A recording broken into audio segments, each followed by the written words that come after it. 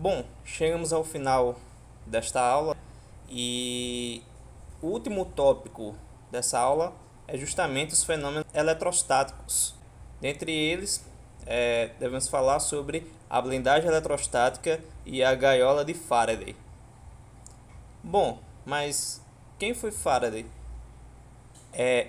Michael Faraday, que viveu entre os anos de 1791 e 1867, físico e químico inglês, pertenceu a uma família muito modesta. E em 1836, desejando demonstrar na prática que o campo elétrico é nulo no interior de um condutor eletrizado, Faraday construiu uma grande caixa utilizando telas metálicas condutoras e isolou-a da terra.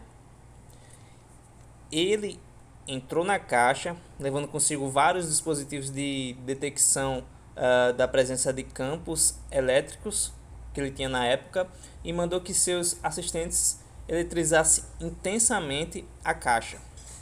Feito isso, observou que nenhum dos dispositivos acusava a existência de um campo elétrico no interior da caixa.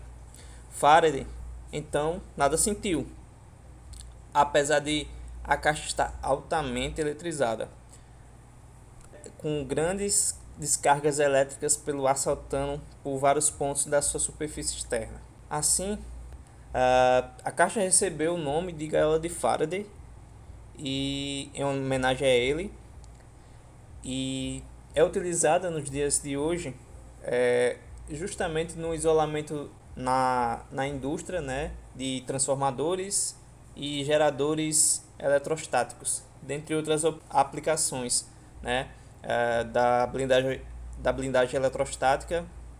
Então, podemos concluir que em uma região do espaço, quando totalmente envolta por um condutor, torna-se livre da ação de campos elétricos que possam ser criados por cargas estacionárias externas.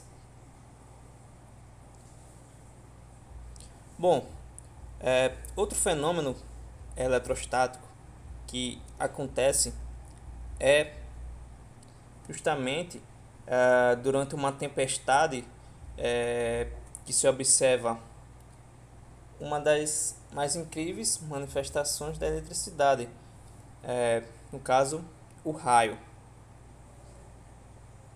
E esse acontecimento sempre intrigou o ser humano, chegando a ser considerada em algumas comunidades da antiguidade uma manifestação divina.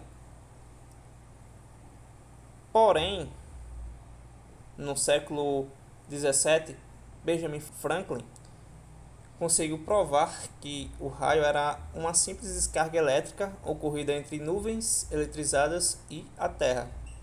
Graças à forte ionização das partículas de ar que estão no trajeto das cargas elétricas em movimento, essas descargas são acompanhadas de emissões de luz, que constituem relâmpagos, né? O aquecimento brusco do ar, que provoca uma rápida expansão dessa massa gasosa, produzindo intensa onda de pressão que se manifesta por meio de um forte estrondo, chamamos de trovão. Os raios ocorrem quando o campo elétrico entre uma nuvem e a Terra, ou entre duas nuvens, supera o limite da capacidade dielétrica do ar atmosférico, que normalmente varia entre 10.000 volts por centímetro e 30.000 volts por centímetro, dependendo das condições.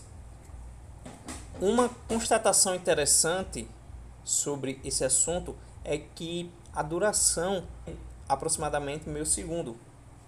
Nesse breve intervalo de tempo, são transferidas cerca da grandeza de 10 elevado a 20 elétrons entre a base da nuvem e o solo, ou seja, uma grande quantidade de elétrons. Em média, ocorrem sem descargas elétricas por segundo entre as nuvens e a superfície da Terra. Agora temos um dispositivo que também faz parte das aplicações eletrostáticas. Bom, trata-se de um dispositivo, o para-raio, trata-se de um dispositivo originalmente por Benjamin Franklin, né, denominado justamente de para-raios. Esse dispositivo é formado por uma haste metálica de aproximadamente 1 metro de comprimento com ápice em 4 pontas, como podemos reparar na imagem.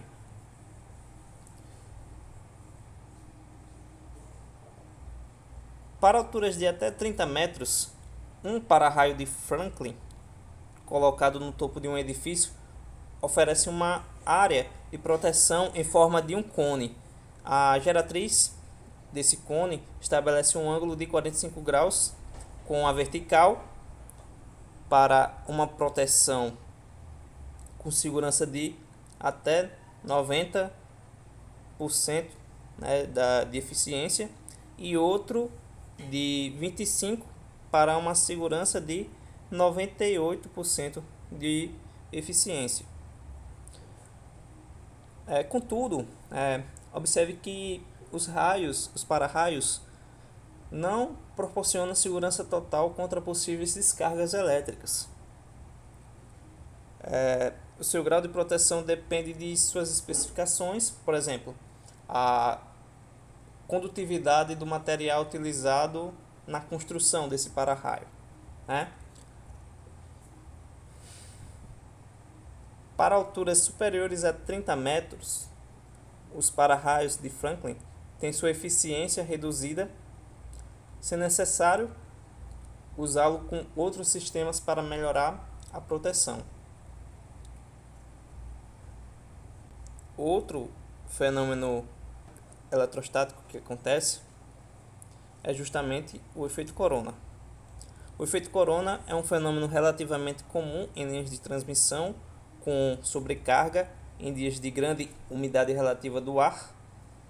Por causa do campo elétrico muito intenso nas vizinhanças dos condutores, as partículas de ar que o envolvem se tornam ionizadas e, como consequência, emitem luz quando íons e elétrons se recombinam. O efeito corona, também conhecido como fogo de Saltelmo, esse nome vem de Santo Elmo, padroeiro dos marinheiros, e surgiu quando os antigos marinheiros observavam navios com mastros envoltos por uma luz tênue. A superstição transformou esse fenômeno em aparição divina, certo? Porém, contudo, mais tarde, observou-se que tal aparição ocorria principalmente em regiões tropicais e em condições que precediam tempestades. Logo, nuvens eletrizadas induziam cargas nas pontas dos mastros metálicos dos navios, produzindo um efeito corona.